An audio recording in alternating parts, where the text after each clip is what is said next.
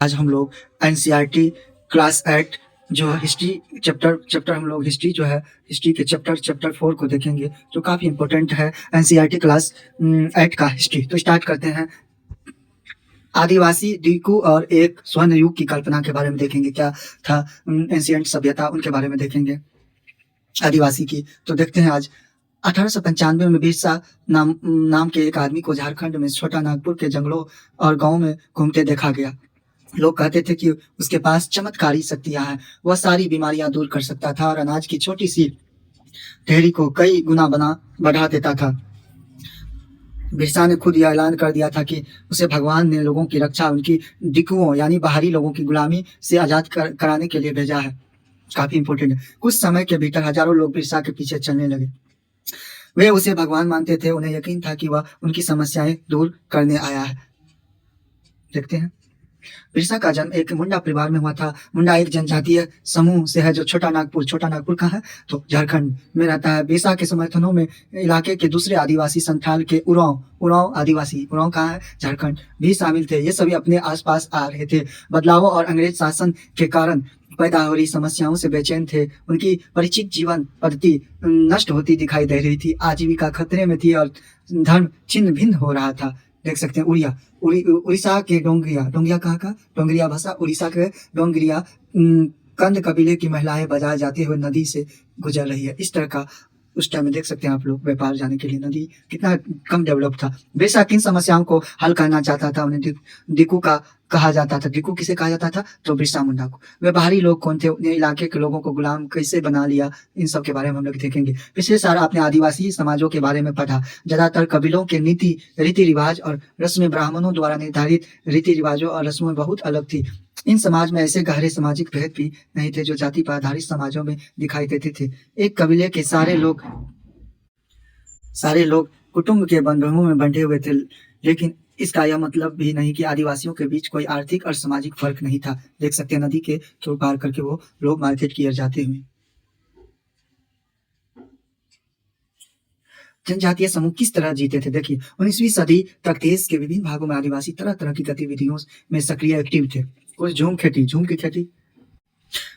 की खेती उनमें कुछ समुदाय झूम खेती करते थे। झूम की खेती कहाँ होती है, उत्तर पूर्वी राज्य में यानी नागालैंड वगैरह में। झूम खेती घुमंतू खेती को कहा जाता है। इस तरह की खेती अधिकांशतः जंगलों में छोटे छोटे भूखंडों पर की जाती है। ये लोग जमीन तक धूप लाने के लिए पैरों के ऊपरी हिस्सों काट देते थे और जमीन तक उगी घास फूस चलाकर साफ कर देते थे। इसके बाद वे घास फूस के जलने पर पैदा हुई राख को खाली जमीन पर छिड़क देते थे। इस राख में पोटास होती थी। क्या होती थी, पोटास होती थी। क्या तो पोटास होती थी, काफी इंपॉर्टेंट है 15, जिसे मिट्टी उपजाऊ हो जाती थी। कुल्हारों से पैरों को काटते थे और कुदालों से जमीन की ऊपरी सतह को खुरच देते थे। वे लोगों को जोतने के बीज रोपने की बजाय उन्हें बस खेत में बिखेर दिया जाता था। जब एक बार फसल तैयार हो जाती थी तो उसे काट कर वे दूसरी जगह के लिए चल पड़ते थे। जहां उन्होंने सभी फसल काटी थी वह जगह कई साल तक परती पड़ी रहती थी। परती क्या है, कुछ समय के लिए बिना खेती छोड़ दी जाने वाली जमीन ताकि उसकी मिट्टी दोबारा उपजाऊ हो सके। साल एक पेड़ था, साल का वृक्ष जिसे साल प्राप्त होती। महुआ एक फूल जिसे खाया जाता है, शराब बनाने के लिए इस्तेमाल किया जाता है। किसका तो महुआ का। घुमंतू किसान मुख्य रूप से पूर्वोत्तर और मध्य भारत की पर्वतीय जंगली पट्टियों में रहते थे। घुमंतू इन आदिवासी समुदायों की जिंदगी जंगलों में बेरोक टोक आवाजाही और फसल उगाने के लिए जमीन और जंगलों के इस्तेमाल पर आधारित थी। वे केवल इसी तरीके से घुमंतू खेती करते थे। देख सकते हैं। कुछ शिकारी और संग्राहक थे। बहुत सारे इलाके में आदिवासी समूह पशुओं का शिकार करके और वन्य उत्पादों को इकट्ठा करके अपना काम चलाते थे। वे जंगलों को अपनी जिंदगी के लिए बहुत जरूरी मानते थे। उड़ीसा के जंगलों में रहने वाले खोंड जनजाति का उड़ीसा काफी इंपॉर्टेंट है। खोंड उड़ीसा समुदाय इसी तरह का एक समुदाय था। इस समुदाय के लोग टोलियां बनाकर शिकार पर निकलते थे। जो हाथ लगता था उसे आपस में बांट लेते थे। वे जंगलों से मिले फल और जड़ें खाते थे। क्या खाते थे आदिवासी लोग, फल और जड़ें। खाना पकाने के लिए वे साल और महुआ से जो प्राप्त होने वाली दारू वगैरह के लिए का इस्तेमाल करते थे। बीजों का इस्तेमाल करते थे। इलाज के लिए वे बहुत सारी जंगली जड़ी-बूटियों, हर्ब्स जिसे कहते हैं, इस्तेमाल करते थे और जंगलों में इकट्ठा हुई चीज़ों की स्थानीय बाज़ारों में बेच देते थे, जबकि स्थानीय बुनकरों और चमड़ा कारीगरों को चमड़े की रंगाई के लिए कुसुम और पलाश, देखते हैं वो लोग कपड़े बनाने के लिए चमड़े के का उपयोग करते थे। डोंगरिया डोंगरिया कहाँ? डोंगरिया उड़ीसा, उड़ीसा। कंद कबीले की औरतें पंडालों की पट्टियाँ इकट्ठा करके ला रही है। इन पट्टियों से पत्तलें बनाई जाती थी, पत्तलें, देख सकते हैं आप लोग। के फूलों की ज़रूरत होती थी, तो वे खोंड समुदाय लोगों से ही कहते थे। इन समुदायों को चावल और अन्य अनाज कहाँ से मिलते थे? कई बार तो चीज़ों की अदला-बदली से काम चला जाता था।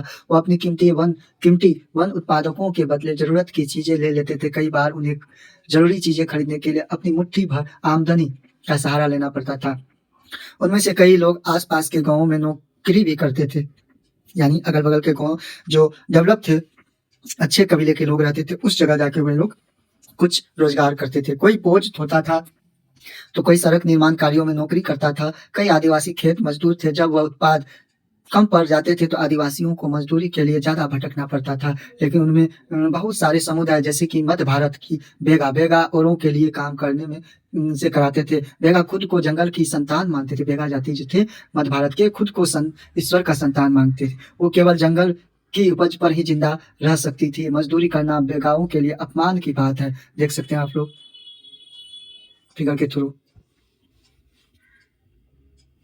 भारत के कुछ आदिवासी समुदाय के इलाके की चित्र, जो चीज़ें आस-पास पैदा नहीं होती थी, उन्हें हासिल करने के लिए आदिवासी की खरीद-फरोख्त भी करनी पड़ती थी। इसकी वजह से वे कभी-कभी व्यापारियों और महाजनों पर आश्रित हो जाते थे। व्यापारी बेचने की चीज़ें लेकर आते थे और भारी कीमत पर चीज़ें बेचते थे। सूदखोर महाजन भी आदिवासियों को कर्जा तो देते थे, लेकिन उनका ब्याज बहुत ज़्यादा होता था। इस तरह बाज़ार और वाणिज्य में आदिवासियों को कर्ज और गरीबी में ढकेल दिया था। देख सकते हैं। लिहाजा वह महाजनों और व्यापारियों को बाहरी शैतान और अपनी सारी मुसीबतों की जड़ मानने लगे थे। कौन-कौन जानवर पालते थे? वो डोमेस्टिक सब उनको थे। बहुत सारे आदिवासी समूह जानवर पालकर अपनी ज़िंदगी चलाते थे। वे चरवाहे में जो मौसम के हिसाब से मवेशी, भैरों के रेवड़ लेकर यहाँ से वहाँ जाते थे। भैरों के रेवड़ बना के उस पे बैठ के जाते थे। जब एक जगह घास खत्म हो जाती थी, तो दूसरे इलाकों में चले जाते थे। पंजाब के पहाड़ों में रहने वाले गुज्जर पंजाब के पहाड़ों, आंध्र प्रदेश में लबारिया समुदाय और गाय-भैंस के झुंड पालते थे। कुल्लू के गद्दी समुदाय, गद्दी कहाँ है? कुल्लू हिमाचल प्रदेश, कुल्लू मनाली के लोग गररिये थे और कश्मीर के बकरवाल कश्मीर के समुदाय बकरी पालते थे। अगले साल इतिहास की पाठ्य पुस्तक में आप उनके बारे में विस्तार से पढ़ेंगे। देख सकते हैं आदिवासी दिक्कू और स्वर्ण युग की कल्पना। शिकार का वक्त, बुआई का वक्त, नए खेतों में जाने का वक्त। क्या आपने कभी इस बात पर ध्यान दिया कि विभिन्न प्रकार के समाजों में रहने वाले लोगों की काम और समय के बारे में समझदारी एक जैसी नहीं होती है? विभिन्न क्षेत्रों में रहने वाले घुमंतू आदिवासी, जो घुमंती भटकने वाले और शिकारियों की जिंदगी एक खास क्रम और मर्द औरत के बीच कामों में बंटवारे से चलती थी। ब्रिटिश मानव विज्ञानी वेरियर एल्विन ने 1930 और 1940 के दशकों में कई साल मध्य भारत के बेगा और खोंड समुदायों के बीच बिताए। एल्विन द्वारा निम्नलिखित अंशों को पढ़कर इस समय क्रम और कामों के बंटवारों को समझा जा सकता है। वे लिखते हैं, देख सकते हैं। चेत में औरतें इकट्ठा करने के बचे खुचे ठूठों को काटने जाती हैं। पुरुष बड़े पैरों को काटते थे और शिकार पर जाते थे। शिकार जो है पूरे चांद के समय पूर्व से शुरू होता था। चांदनी रात को शिकार के लिए बांस के फंडों का इस्तेमाल करते थे। औरतें सागों का वृक्ष, इमली और मशरूम, कुकुरमुत्ता जिसको कहते हैं, आदि फल बीन कर लाती थी। बेगा औरतें या तो केवल जड़ें या खंड इकट्ठा करती थी या महुआ के बीज इकट्ठा करती थी। मध्य भारत के आदिवासियों में बेगाओं को सबसे अच्छा शिकारी माना जाता है। मध्य भारत के वैशाख में जंगलों को जलाया जाता था। औरतें अधजली लकड़ियों को ईंधन के लिए बीन लेती थी। आदमी शिकार पर जाते रहते थे, लेकिन गांव से दूर नहीं जाते थे। गांव से जेठ में बुआई होती थी, शिकार चलता रहता था। अषाढ़ से भादों तक मर्द खेतों में काम करते थे। कुआर में फलियां आने लगती थी। कार्तिक कुटकी में पक जाती थी। अगहन जिसको कहते हैं, सारी फसल तैयार हो जाती थी। पूस में फटकन किया जाता था नाच गान और शादियां भी पूस के महीने में होती थी। माघ में पुरुष नए बेबर की तरफ चल देते थे। इस दौरान शिकार व चीजों का संग्रह ही जीने की मुख्य गतिविधि थी, एक्टिविटी थी। देख सकते हैं झूम रही, नाच गा रही है फसल। यह चक्र पहले साल का होता था, दूसरे साल शिकार के लिए ज्यादा समय मिल जाता था, क्योंकि केवल कुछ फसलों की ही बुआई कटाई होती थी, क्योंकि भोजन काफी होता था, इसलिए पुरुष बेबरों में ही रहते थे। तीसरे साल में भोजन के लिए वन उत्पादकों की भी जरूरत पड़ने लगती थी। वेरियर एल्विन के द्वारा लिखित बेगा बेगा 1939 में, जो आदिवासी समुदाय के लिए, और एल्विन की अप्रकाशित रचना notes on the Khonds, Verrier Elwin papers, Nehru स्मृति संग्रहालय एवं पुस्तकालय पर आधारित है।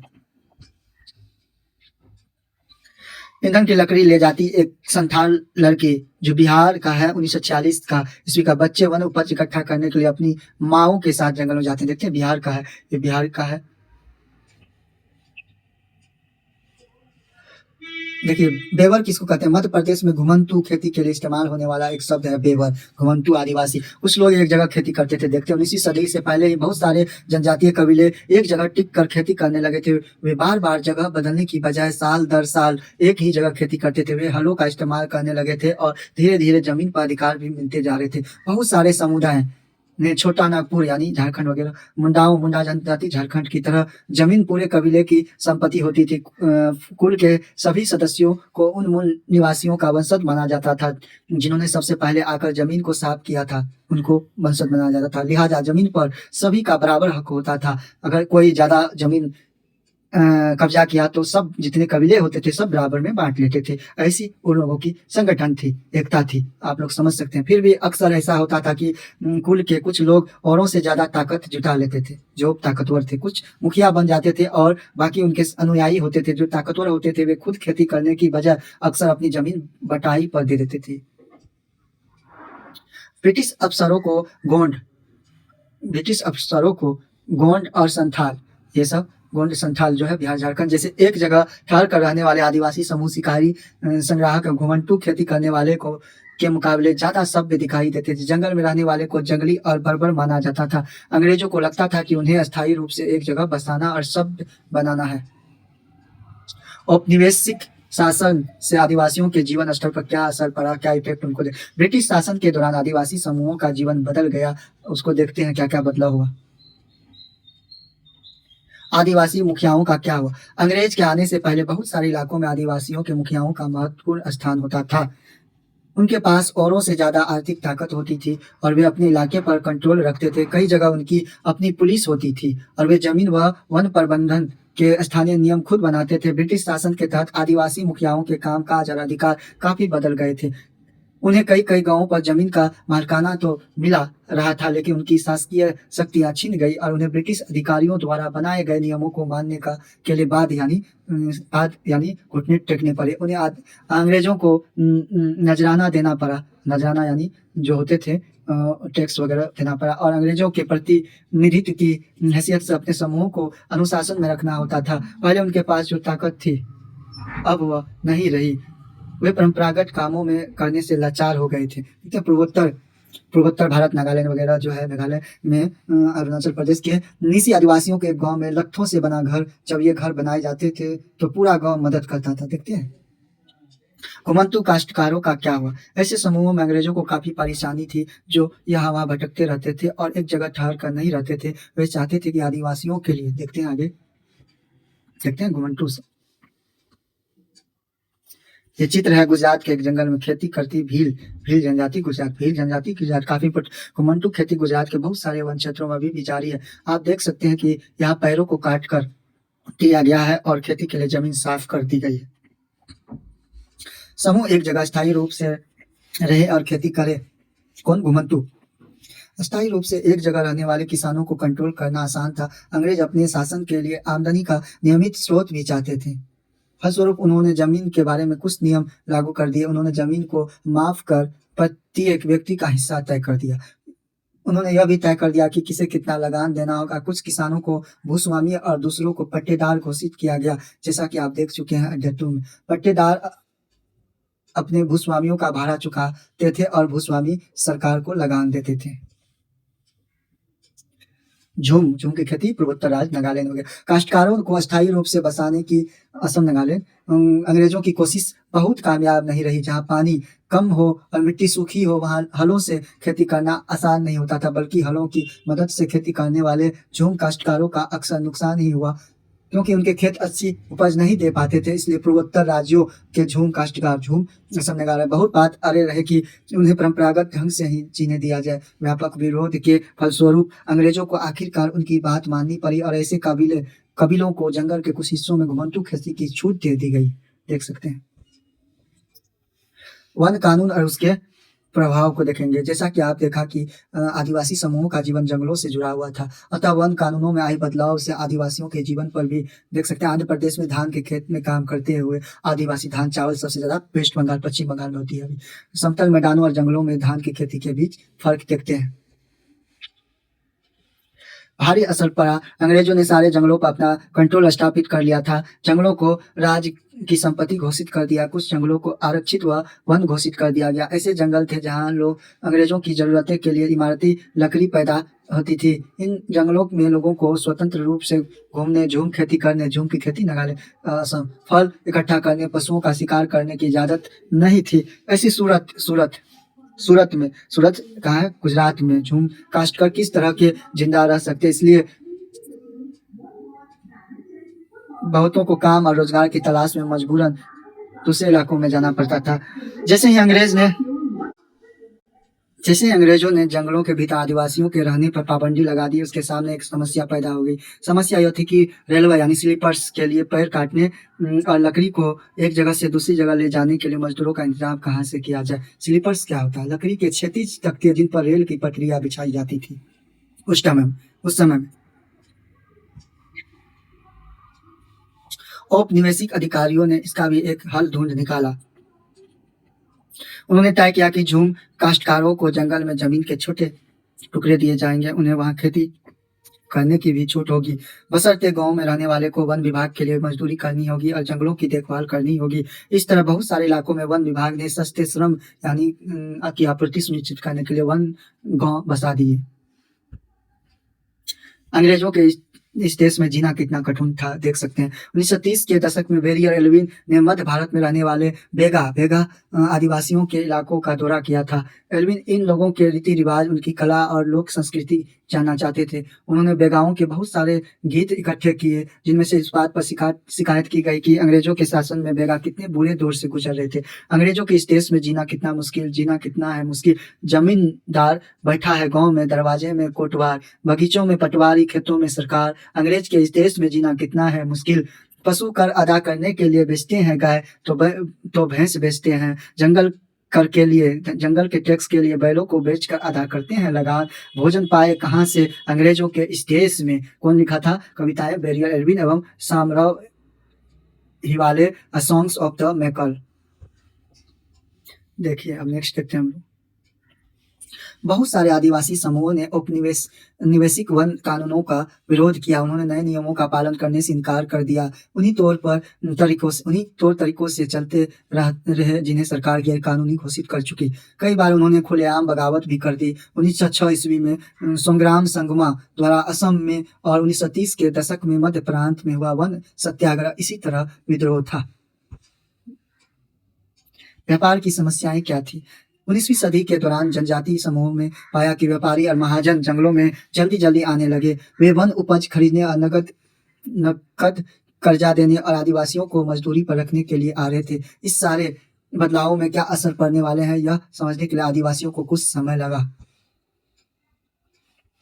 यह समझने के लिए आइए रेशम उत्पादकों की स्थिति को देखें। 18वीं सदी में भारतीय रेशम की अच्छी गुणवत्ता सबको आकर्षित करती थी। भारत का निर्यात तेजी से बढ़ रहा था। जैसे जैसे बाजार फैला, ईस्ट इंडिया कंपनी के अफसर इस मांग को पूरा करने के लिए रेशम उत्पादन पर जोर देने लगे। वर्तमान झारखंड में स्थित हजारीबाग के पास रहने वाले संथाल बिहार झारखंड इस्टम का रेशम कीड़े पालते थे। रेशम के व्यापारी अपने एजेंटों को भेजकर आदिवासियों को कर्ज देते थे और उनके कृमि कोषों को इकट्ठा कर लेते थे।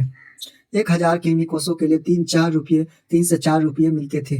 इसके बाद इन कृमि कोषों को बर्धवान जो है वेस्ट बंगाल और झारखंड के बॉर्डर पे अभी वर्तमान में है वर्धमान, भेज दिया जाता था, जहां उन्होंने 5 गुना कीमती पर बेचा जाता था। यह निर्यातकों और रेशम उत्पादकों के बीच कड़ी का यानी गांठ का काम करने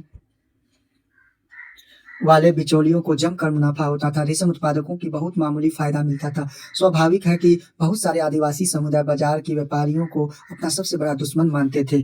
चित्र में चटाई बुनती एक हजोंग औरतों के लिए घरेलू काम सिर्फ घर तक ही सीमित नहीं था। वे खेतों और कारखानों में भी अपने बच्चों को साथ लेकर जाती थी। देख सकते हैं कितनी कष्ट थी।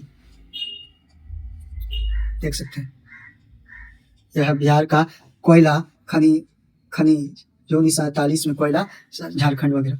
1920 के दशक में बिहार की झरिया का झारखंड और रानीगंज कोयला खदानों झारखंड में काम करने वाले 50% खनिज आदिवासी भी अंधेरी और दमघोटू खदानों की गहराई में काम करना न केवल शरीर ही तोड़ता था बल्कि यह खतरनाक था। कोयला क्योंकि मीथेन गैस वगैरह पाया जाता है, यह अक्सर सचमुच जान ले लेता था। 1920 के दशक में देश की कोयला खदानों में हर साल 2000 से ज्यादा मजदूर मारे जाते थे। 20 के दशक में देख सकते हैं आप लोग।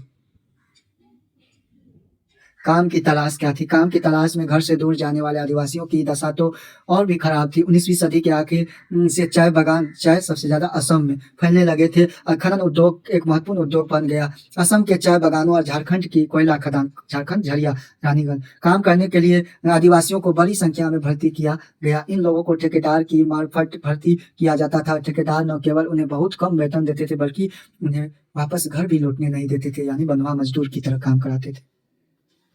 नजदीक के देखने पर क्या 19वीं और 20वीं शताब्दियों के दौरान देश के विभिन्न भागों में जनजातीय समूहों में किन्हें बदलते कानून, अपने व्यवहार पर लगी पाबंदियों, नए करों, टैक्स, व्यापारियों और महाजनों द्वारा किए जा रहे शोषण जो के खिलाफ कई बार बगावत की। 1831-32 में कोल विद्रोह सिद्धू के द्वारा कानून, 1855 में संथाल विद्रोह कान्हू और सिंधु के द्वारा कर दी और मध्य भारत के बस्टर विद्रोह 1910 में बस्टर 1940 में महाराष्ट्र में वर्ली विद्रोह 40 में बिरसा जिस आंदोलन का नेतृत्व कर रहे थे वह भी इसी तरह का विद्रोह था। लहूलुहान मेरे कंधे मुंडा आदिवासियों के गीतों में उनके कष्ट झलकते थे। है कोहलू के बैल की तरह लहूलुहान मेरे कंधे, जमींदार के दूत दिन और रात करते मुझे परेशान। बरबराता हूँ मैं यही दिन और रात, है यही मेरी हालात। नहीं है मेरा कोई ठिकाना, नहीं है मेरी कोई खुशियाँ।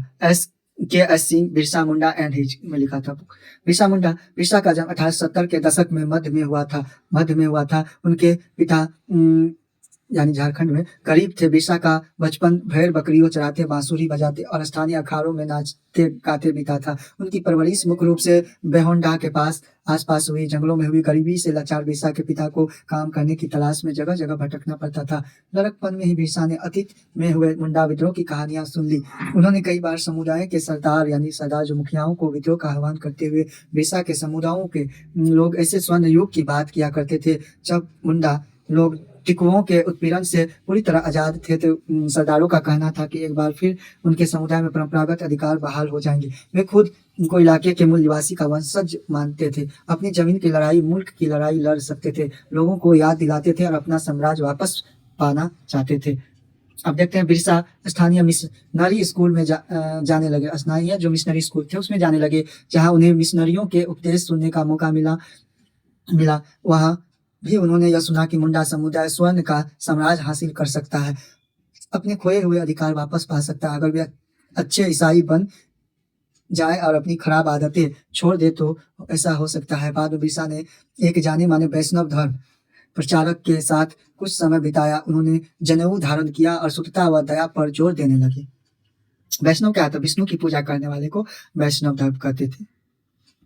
अपनी किशोरावस्था में बिरसा जिन विचारों के संपर्क में आए उनसे वह काफी गहरे तौर पर प्रभावित थे।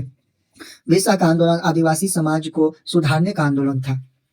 उन्होंने मुंडाओं से आह्वान किया, मुंडा बिहार झारखंड, कि वे शराब पीना छोड़ दे, गांवों को साफ रखे और डायन जादू टोना, भारत में सबसे ज्यादा जादू टोना पश्चिम बंगाल में होता है जो अथर्ववेद में कहा गया है, तो विश्वास न करे। यहाँ ध्यान देने वाले बात यह है कि बिरसा ने मिशनरियों और हिंदू जमींदारों की भी लगातार विरोध किया। वह उन्हें बाहर का मानते थे, मुंडा जीवन शैली नष्ट कर रहे थे। 1895 में बिरसा ने अपने अनुयायियों से आह्वान किया कि वे अपने गौरवपूर्ण अतीत को पुनर्जीवित करने के लिए संकल्प ले। वह अतीत के एक ऐसे स्वर्ण युग सतयुग की चर्चा करते थे जब मुंडा लोग अच्छा जीवन जीते थे, तटबंध बनाते थे, कुदरती झरनों को कुदरती यानी नेचुरल झरनों को कंट्रोल करते थे, पेड़ और बाग लगाते थे, पेट पालने के लिए खेती करते थे।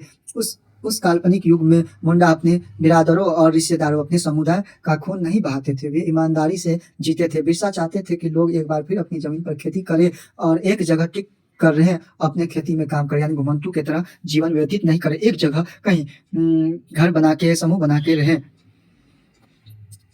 अंग्रेजों को बिरसा आंदोलन के राजनीतिक उद्देश्यों से बहुत ज्यादा परेशानी थी। यह आंदोलन मिशनरियों, महाजनों, हिंदू भूस्वामियों और सरकार को बाहर निकालकर बिरसा के नेतृत्व में मुंडा राज स्थापित करना था।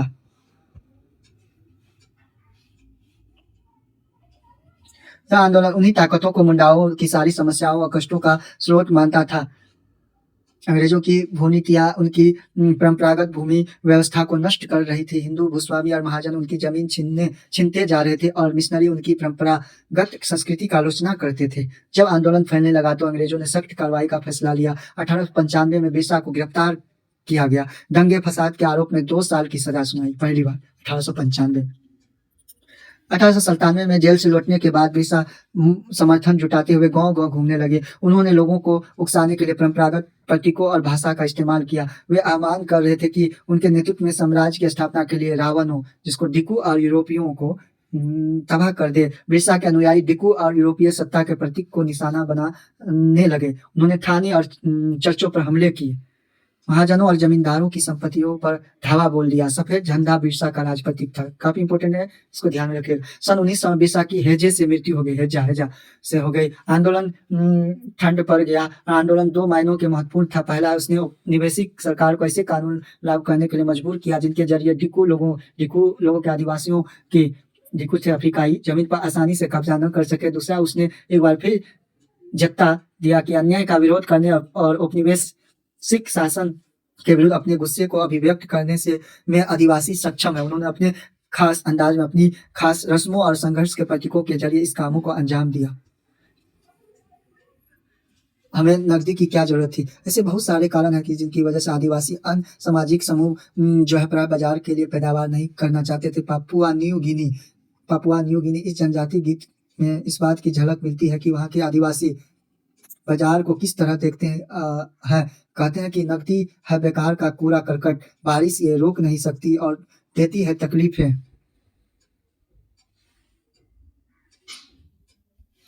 देखती है तकलीफें इन सरकारी मठाधीशों के लिए। क्यों मैं जोश से करूं काम, क्यों चढ़ूं नारियल के पेड़ पर, तो है नकदी फसलें अच्छी, लेकिन श्रीमान मुझे बताए अगर खरीदने को कोई नहीं, कुछ चिंता करो क्यों। यह कोहेन क्लार्क एवं हॉस्वेल संयुक्त दी इकोनॉमी ऑफ द इतना दिया गया। देख सकते कुछ इंपोर्टेंट इस तरह से था जो रस्मों संघर्ष के प्रति। देख सकते कुछ इंपोर्टेंट क्वेश्चन है जो देखेंगे, उसको हम लोग सोल्यूशन करेंगे। अंग्रेजों ने आदिवासियों को गैस के रूप में वर्णित किया। किसके रूप में? तो जंगली के रूप में अंग्रेजों ने वर्णित किया। झूम की खेती नागालैंड, असम। बीज बोने के तरीके को दैस कहा जाता था। क्या कहा जाता? छितराना, छित देते थे, बिना खेत को बोए जोते उस पर छित दिया जाता था, छितराना। मध्य भारत में ब्रिटिश भूमि बंदोबस्त के अंतर्गत आदिवासी मुखियाओं को डैश स्वामित्व मिला था। क्या? तो भूमि का स्वामित्व मिला था। असम के बागान और बिहार की खदान में काम करने, बिहार खदान काम के लिए आदिवासी जाने लगे थे। आगे देखते हैं फिर क्या है, सही गलत को पहचानना। झूम काश्तकार जमीन की जुताई करते थे और बीज रोपते थे। नहीं, ये गलत है, रोपते थोड़े थे, वो लोग ऊपर में बूंद देते थे। व्यापारी संथालों से कृमि कोष खरीद कर उसे 5 गुना ज्यादा कीमत पर बेचते थे। हाँ, बेचते से सही है। बिरसा ने अपने अनुयायियों का आह्वान किया कि वे अपना शुद्धिकरण करें, शराब पीना छोड़ दे, अध्ययन व जादू टोने जैसी प्रथाओं पर यकीन न करें। हाँ, सही है। अंग्रेज आदिवासियों की जीवन पद्धति को बचाए रखना चाहते थे। नहीं, गलत है। इस तरह से आज हम लोग चैप्टर 4 को देखा। इसमें अगर आप लोगों को वीडियो अच्छा लगा हो तो कृपया लाइक सब्सक्राइब कर देंगे, ताकि शेयर भी कर देंगे, ताकि लोग भी जान सकें। और कुछ राय देना चाहते हैं तो कमेंट में दे सकते हैं। Thanks for watching. जय हिंद।